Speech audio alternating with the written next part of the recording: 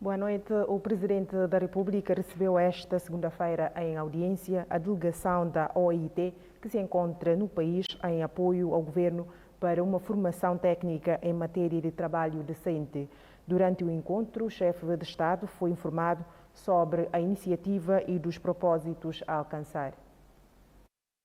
No âmbito de formulação do Programa Nacional de Trabalho Decente e de Gestão baseada em resultados, encontra-se no país uma delegação da Organização Internacional do Trabalho, OIT, por uma formação técnica de 5 dias. A propósito, a delegação, na companhia do Ministro da Administração Pública e Diretores Gerais de Emprego e Segurança Social, manteve esta segunda-feira o Presidente da República para lhe informar sobre os trabalhos a realizar neste setor. De acordo com o diretor da organização para 5 países da África, nomeadamente Guiné-Bissau, Guiné-Conakry, Senegal, Gâmbia e Cabo Verde, o seminário, cujo início está marcado para esta terça-feira, vai congregar instituições de emprego, sindicatos e o governo. A ocasião serviu igualmente para Dramane Aidara realçar a importância do assunto para a ascensão das metas preconizadas pela OIT.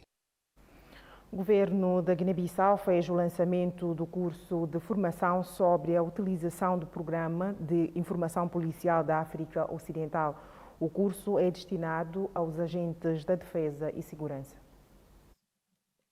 São no total 28 agentes de defesa e segurança beneficiários desta formação. O primeiro curso de formação para os operadores do Centro de Processamento e Partilha de Dados, no seguimento da implementação do Memorando de Entendimento assinado entre o Governo da Guiné-Bissau e a Interpol para a implementação do programa WAPI-CIPAO, Sistema de Informação Policial da África Ocidental.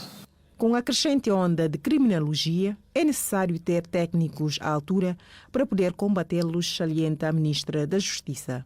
Enfrentamos uma era denominada de novas tecnologias de informação e comunicação, em que os crimes e as organizações criminosas tendem à proliferação e à sofisticação dos seus meios de atuação, desafiando os sistemas nacionais implantados. Daí que será de todo benéfico dotar os órgãos de polícia criminal de um centro destinado a processar e partilhar dados criminais e assegurar uma interconexão permanente com outras polícias da sub-região e do mundo, permitindo assim a troca de informações em tempo útil. A operacionalização do Programa Sistema de Informação Policial da África Ocidental tornou-se numa realidade graças ao engajamento da Interpol, CEDEAO, União Europeia e demais parceiros do governo. A CEDEAO acorde uma grande importância. A CEDEAO dá uma grande importância a este programa. Nós temos assinado o protocolo há já 10 anos, em 2019. E foi somente em 2017 que a Guiné-Bissau se juntou ao grupo de países que tinham decidido estar em comum para fazer a partilha de informações de segurança na região. Mas em 2017, eles aderiram rapidamente. Foi somente em 2019 que o processo se acelerou e, igualmente, foi neste ano que todos os textos foram colocados no lugar. E não sabíamos que havia nesta aceleração uma mulher, que vamos chamar agora de Mamam Cipao. Que, como vai apelar maintenant Mamam Cipao. A Interpol, com o apoio da União Europeia, entregou um lote de materiais e equipamentos ao governo da Guiné-Bissau. Queria deixar de notar que, um pouco por todo o mundo, a União Europeia tem trabalhado no sentido de apoiar a prevenção de conflitos e de combater a criminalidade, e em particular a criminalidade organizada. É para nós muito claro que melhorar a segurança dos cidadãos da África Ocidental é uma matéria de interesse global. E este projeto que nos traz aqui hoje, e este material hoje entregue, são, a nosso ver, essenciais para isso mesmo, na medida em que possibilitam a cooperação policial internacional através da troca de informações e através do acesso a bases de dados comuns e partilhadas. O primeiro curso de formação sobre a utilização do Programa Sistema de Informação Policial da África Ocidental será ministrada durante 15 dias. A Guiné-Bissau ocupa o lugar 177 dos países com indicadores abaixo do Índice de Desenvolvimento. Os dados foram revelados pelo PNUD no quadro da celebração do Dia Mundial de Erradicação da Pobreza, 17 de outubro. A dignidade para todos, na prática, é o lema escolhido pelas Nações Unidas para a comemoração do dia 17 de outubro, dia reservado para a erradicação da pobreza. A celebração deste ano aconteceu numa altura em que o mundo vive grandes dificuldades com a pandemia de Covid-19, a guerra na Ucrânia e as mudanças climáticas. Como nós vimos na apresentação, a Guiné-Bissau está na posição 177 de um grupo de 191 países. É claro que não é uma situação invejável, mas como a apresentação também indicou, há esperança, não é? Há grandes desafios. Esses desafios foram exacerbados por uma série de, crises, eventos, tais como o Covid-19, a pandemia do Covid-19, a guerra da Ucrânia, obviamente, que tem repercussões na economia dos países, que dependem de uma série de importações, mas também as mudanças climáticas e outros aspectos. Portanto, a Guiné-Bissau, como a maior parte dos outros países, não foi poupada e, de uma forma global, os índices de desenvolvimento humano reduziram-se, não é? Portanto, o desafio é voltar aos índices anteriores, o que significa mais trabalho, mais esforços. O representante adjunto do Programa das Nações Unidas para o Desenvolvimento disse que o relator relembra o compromisso da Guiné-Bissau com a sua instituição. Durante a apresentação eu falei dos Objetivos de Desenvolvimento Sustentável. Sim, a Guiné-Bissau, como quase todos os outros países do mundo, assinaram esse acordo, ou seja, a Guiné-Bissau comprometeu-se daqui até o ano 2030 de fazer tudo o possível para que as metas dos 17 objetivos fossem atingidas. José Gabriel Levi afirma que o país pode atingir a meta estabelecida com a união e esforço de todos. A primeira coisa que é necessária é paz e estabilidade. Não há nenhum país que consegue desenvolver-se sem paz, sem estabilidade, sem harmonia, sem que os partidos políticos, sem que a sociedade civil se organize. Esse é o primeiro passo. E depois são as medidas económicas, são as medidas sociais que é preciso estabelecer e implementar para que o desenvolvimento seja atingido. A Bissau apresentou este ano, em julho, em Nova Iorque, o primeiro relatório nacional sobre os Objetivos de Desenvolvimento Sustentável e há muito trabalho para fazer. Portanto, ainda vamos a 8 anos de 2030. A Guiné-Bissau tem plena consciência dos desafios que são necessários para atingir essas metas. Dignidade para todos, na prática, é o lema central do Dia Internacional da Erradicação da Pobreza para 2022-2023. A cidade de Cacheu foi ontem, domingo, palco nacional da celebração do Dia Mundial de Alimentação. O ato foi organizado pelo Ministério de Agricultura e Desenvolvimento Rural em colaboração com a Organização das Nações Unidas.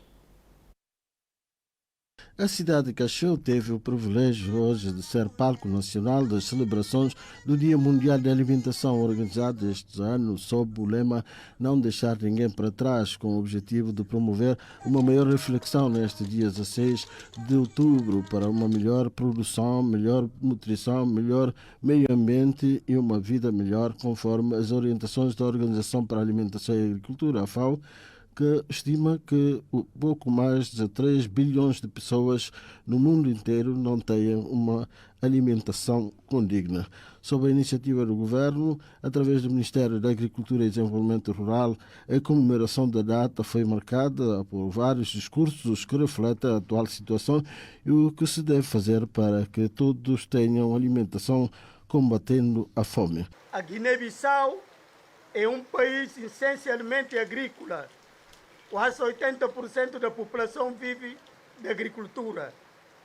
Esta circunstância implica que o governo da República de Guiné-Bissau deve dar atenção especial ao setor agrário como setor prioritário e executar investimentos necessários e adequados para incentivar a criação as empresas agrícolas no sentido de fazer permanecer os jovens nas suas próprias comunidades.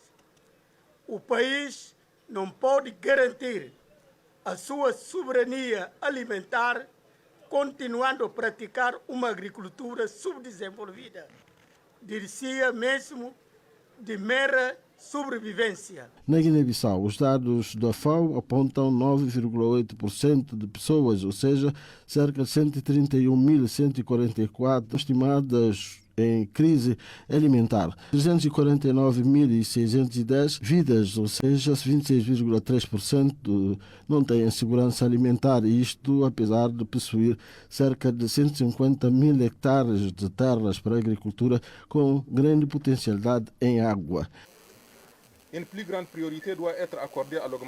Uma grande prioridade deve ser dada ao aumento da produção local de alimentos nutritivos e preservação de recursos naturais, disse Mohamed Garba, representante residente da FAO, que acrescentou que a sua instituição vai continuar a apoiar os esforços do governo na implementação das políticas no quadro da cooperação das Nações Unidas para o desenvolvimento durável da Guiné-Bissau no período entre 2022 e 2026. Segundo o secretário-geral do Ministério da Agricultura e Desenvolvimento Rural, que falou em nome do ministro, o governo vai inverter a situação de fracos investimentos, fraca produtividade e fracos rendimentos e já tem planos para combater esse mal.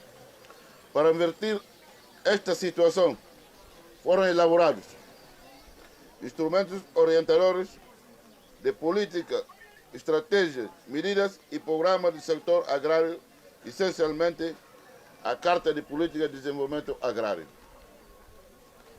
o Programa Nacional de Segurança Alimentar, Programa Nacional de Investimento Agrário, entre outros.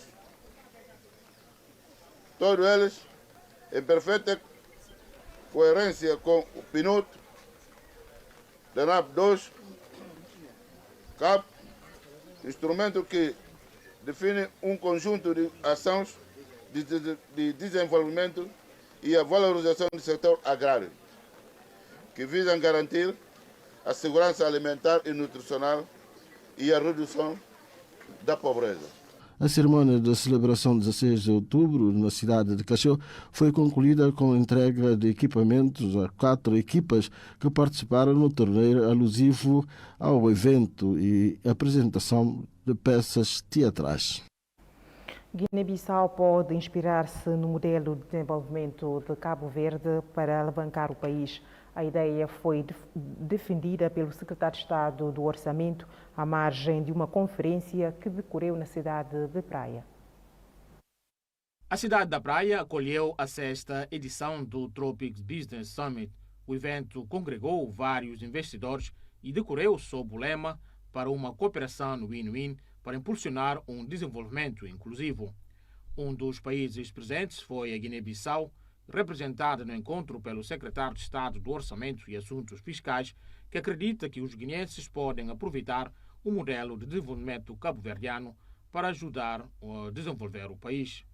Tivemos também a oportunidade de seguir apresentações em relação a modelos econômicos de outros países, e nós, como país que tem muitas potencialidades, não é, nos vários domínios, nomeadamente a agricultura, as pescas, não é, o turismo, bem como em outros domínios, nós efetivamente podemos inspirar, portanto, o nosso modelo econômico dos modelos econômicos dos países que conseguiram efetivamente hoje figurar-se numa posição bastante avançada do ponto de vista econômico. É o caso, por exemplo, de Cabo Verde.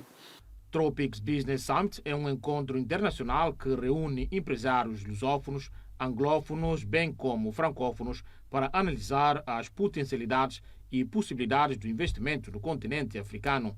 Daí a Guiné-Bissau poderia aproveitar muito essa oportunidade, defende João Alberto Jatá. E nós temos uma fileira que nós podemos considerar como, portanto, estratégica, né? É o caso, por exemplo, da castanha de caju, e eu acho que nós podemos fazer com que, efetivamente, esta castanha de caju seja não só produzida em grande escala, mas ao mesmo tempo também transformada para permitir com que a nossa juventude possa ter a oportunidade de aceder a emprego, assim como as mulheres, e assim fazer com que o setor privado fale mais alto do que o setor público. Né? Segundo o governante guineense, para que haja investimentos credíveis neste país lusófono, é fundamental que a justiça seja acessível, célere e que hajam infraestruturas rodoviárias adequadas. Quando falo de barreiras, eu estou a falar, por exemplo, estou a referir-me da justiça. A nossa justiça tem de ser mais célere e tem de ser mais credível. Né? Isto é muito importante. Um outro aspecto é que, ao nível da infraestrutura terrestre, as estradas têm de ser construídas para permitir a fluidez, não é? A circulação, a livre circulação de bens e serviços. E a outra coisa é que temos de preparar o nosso próprio mercado. Não é? Não vale a pena estar a produzir uma coisa de que nós precisamos no nosso país, mas produzir depois para exportar. A sexta edição do Tropics Business Summit juntou investidores vindos de diferentes quadrantes do mundo, onde foram analisados vários projetos de desenvolvimento. A edição anterior teve lugar na África do Sul. O presidente da Associação Guineense em Cabo Verde não descarta a possibilidade de uma manifestação nas ruas da praia, caso não for feita a justiça em relação ao assassinato do jovem Brahima Bari, morto a tiro no passado dia 30 de setembro.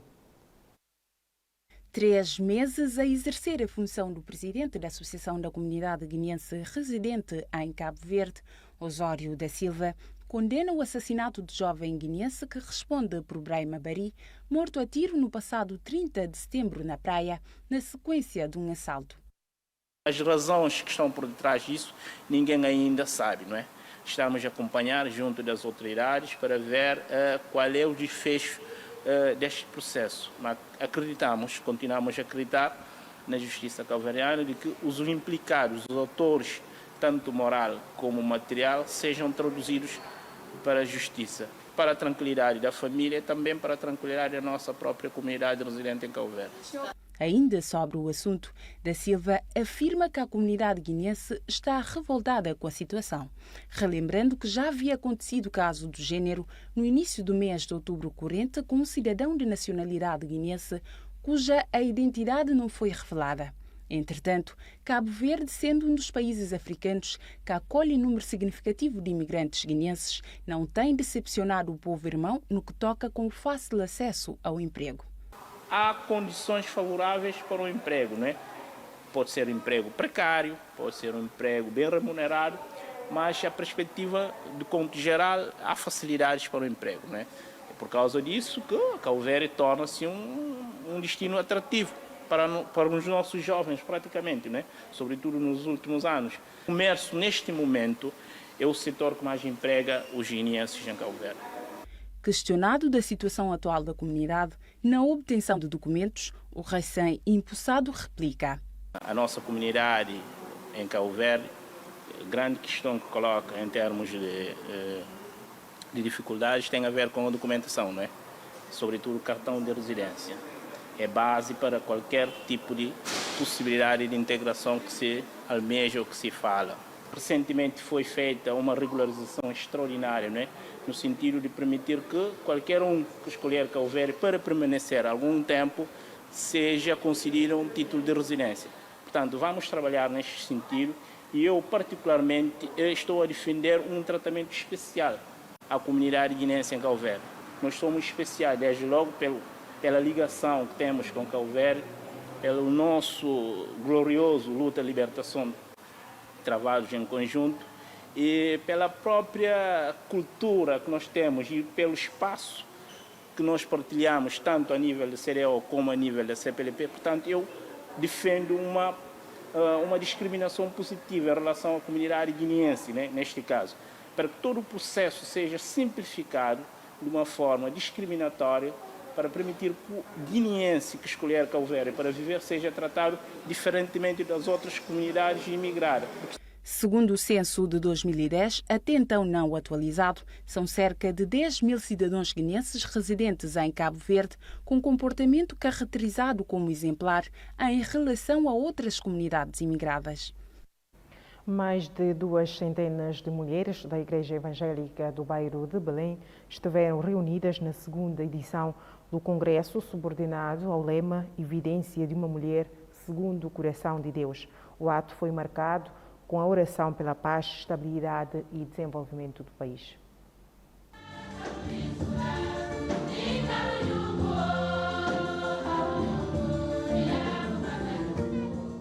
Subordinado ao lema Evidência de uma Mulher segundo o Coração de Deus, mais de 200 de mulheres da Igreja Evangélica do Bairro de Belém mobilizaram-se durante uma semana na segunda edição do Congresso das Mulheres da referida consagração. Na ocasião, a conselheira das mulheres, Ana Nascimento da Silva, afirma que o objetivo visa despertar a sociedade e as mulheres em particular sobre a importância de voltar a Deus, tendo sublinhado que, para além da oração, a congregação, que vinha decorrendo desde domingo passado, permitiu debater assuntos importantes da Igreja e delinear novos objetivos na evangelização. No evento marcado com oração pela paz, estabilidade e consequente desenvolvimento do país, Ana Silva destaca o papel das mães na construção de uma sociedade culta e igualitária. A jornada de oração contou com a presença do pastor Domingos Cabaneco da Silva. É um dever para todos. Todos os cristãos devem realmente fazer isso, orar pela paz e contribuir para que haja paz. Porque sem a paz não podemos fazer a fundamental missão que a igreja tem. A paz é uma condição sine qua non, pelo que todos, realmente, quem quiser fazer realmente, servir a Deus verdadeiramente, tem que ter uma paz. A nação que reconhece o Senhor como seu Senhor, essa nação é feliz. A Associação Núdio da Noirmons, em parceria com o Instituto Federal Brasileiro, formou formadores em matérias da agricultura e pecuária, que culminou com a entrega dos diplomas. 24 formadores que receberam formação em matéria da agricultura e pecuária receberam os seus respectivos diplomas da conclusão do curso. A porta-voz dos formandos disse que aproveitaram imensamente todos os conteúdos abordados dentro do programa. Recomendamos o seguinte: pedimos ao Estado do Brasil a continuidade do curso para a licenciatura, mestrado, doutoramento, especialização na área que cada um se deseja, confeccionando uma escola de raiz como tínhamos prometido. Ajudamos na formação, na forma de fazer práticas para melhor aperfeiçoamento da nossa capacitação. Ao Estado de Guiné-Bissau, também recomendamos e pedimos o seguinte: que deem máxima atenção aos recém-formados, no sentido de poderem transmitir com êxito os conhecimentos adquiridos.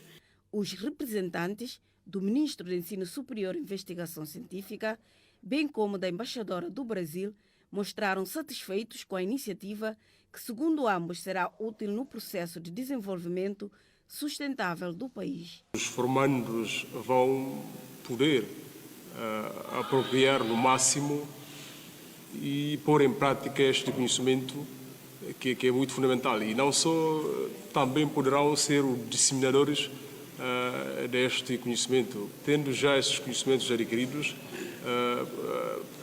os beneficiários desta formação vão ter uma certa autonomia em poder potenciá-lo na área em que são formados. Por este gesto de irmandade e de preparação e valorização do capital humano para poder participar da melhor forma possível no processo de desenvolvimento sustentável do país. Por outro lado, encorajar e pedir aos formandos que multipliquem os conhecimentos adquiridos para mais pessoas e para todo o país. De salientar que o curso começou em abril de 2021 via online, com a duração de um ano. A iniciativa é da Associação Núdio da Noirmons, em parceria com o Instituto Federal Brasileiro, Campus São Vicente, Cuiabá, Mato Grosso. Joaquim Miranda, vulgarmente conhecido por Quinzinho, antigo internacional guineense, foi hoje o convidado da sessão desportiva da TGB para falar da sua carreira. Entrevistado no estádio Lino Correia, o ex-craque revela que a UDIV foi a sua primeira casa como jogador federado. À procura de resgatar a história das velhas glórias do futebol nacional, a nossa equipa de reportagem iniciou a semana com um dos nomes mais sonantes da modalidade nos anos 83, a 88. Mesmo com a equipa da Ajuda Sport no Campeonato Nacional da Primeira Divisão, Quinzinho, o meio-centro, que era jovem promessa do futebol nacional e residente daquele bairro, foi começar a carreira na UDIP pela força da sua qualidade. Uma grande época na equipa da Avenida que despertou a atenção dos responsáveis da Seleção Nacional na altura sobre as qualidades de Joaquim Miranda. Convidado a fazer comparação entre o futebol atual e do seu tempo, Quinzinho aponta vários aspectos como diferença, escolheu o amor à camisola como o fator principal. Antes da grave lesão que lhe afastou dos relevados, Joaquim Miranda, conhecido por Quinzinho, representava a equipa de Farense de Portugal. O Clube Sony é o grande vencedor do campeonato de defesa organizado pela Juventude do Partido da Alternância Democrática, MADEM G15, do Círculo 28. O encontro enquadra-se no âmbito do embate final do Campeonato de Defesa organizado pela Juventude de Madem G15 do Círculo 28. A defesa do título estava Futebol Clube Sony frente a Futebol Clube Baixada para o encontro que define o campeão da sua terceira edição. Apesar de caráter do embate, o primeiro tempo não ofereceu grandes exibições. As duas equipas, para além de não se proporcionaram grandes apresentações, era evidente a falta de coordenação. Todo o primeiro tempo foi marcado com desvios de bola e quase sem remates enquadrados, o que é indispensável no futebol.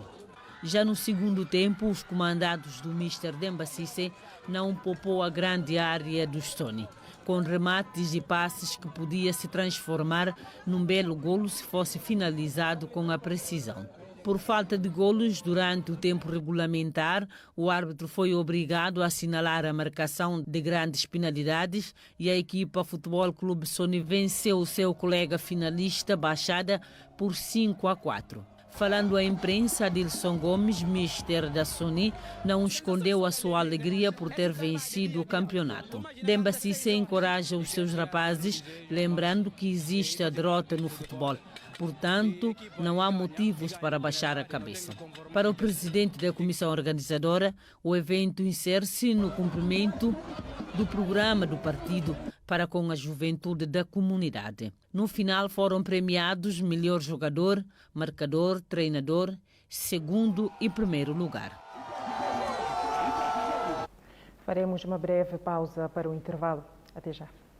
Na Nigéria, inundações provocaram cerca de 500 mortos e mais de 1.400.000 desalojados devido às intensas chuvas.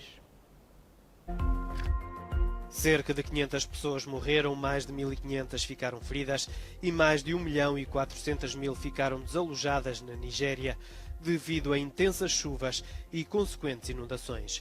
De acordo com as autoridades locais, a Nigéria enfrenta as piores inundações da última década. Vastas áreas do país mais populoso de África ficaram devastadas. As autoridades da Tunísia e Itália assinaram um acordo de parceria que visa impedir a imigração clandestina. Logo de manhã, as guardas costeiras interceptaram uma nova embarcação. É preciso seguir-nos. Não há perdão. Falamos convosco na calma, depois a forma de discussão pode mudar, sendo sutil na embarcação. É o último aviso. Vai subir um por um. À bord, des migrants clandestins A bordo, migrantes clandestinos nas costas tunisinas para poderem chegar à Itália, situada a menos de 200 quilómetros. Com receios, eles sobem ao bordo do barco da Patrulha Nacional Marítima, ASFAX, situada no centro-este do país. As tentativas para poderem atravessar as costas italianas multiplicam-se. Desde o início do ano, nós interceptamos mais de 17.000 migrantes. É um fenômeno que duplicou. Face à urgência, no mês de maio de 2021, os dois Estados assinaram um acordo em troca de uma ajuda econômica onde a Tunísia deve, em princípio, impedir os migrantes passarem para a Itália. Os meios começam a faltar. Temos dificuldades para a manutenção, o combustível E dentro em breve não podemos fazer face ao fluxo migratório. À ce flux migratoire. S'ajoute à cela la justice. Ajusta-se a tudo isso a justiça, onde as decisões complicam os trabalhos do terreno. Apenas levados até o porto, estes migrantes são libertados sob as ordens do Procurador-Geral da cidade de Sfax. Procureur général de Sfax. Pour la garde nationale, direction... Para a Guarda Costeira, direção de Mésia, uma localidade costeira situada a uma 30 de quilómetros de Sfax. Aqui, migrantes vindos de toda a África subsaariana acamparam-se aqui há já 2 semanas, na esperança de embarcarem para a ilha italiana de Lampedusa. Mulheres e crianças e armas na mão forçam os migrantes de abandonarem a ilha. Certas pessoas afirmam que não estão lá para continuarem. Pour tenter la traversée. Nós estamos aqui porque não podemos alugar apartamentos, que são muito caros. E estamos aqui não para continuar, para ir mais no Mediterrâneo, que são muito caros.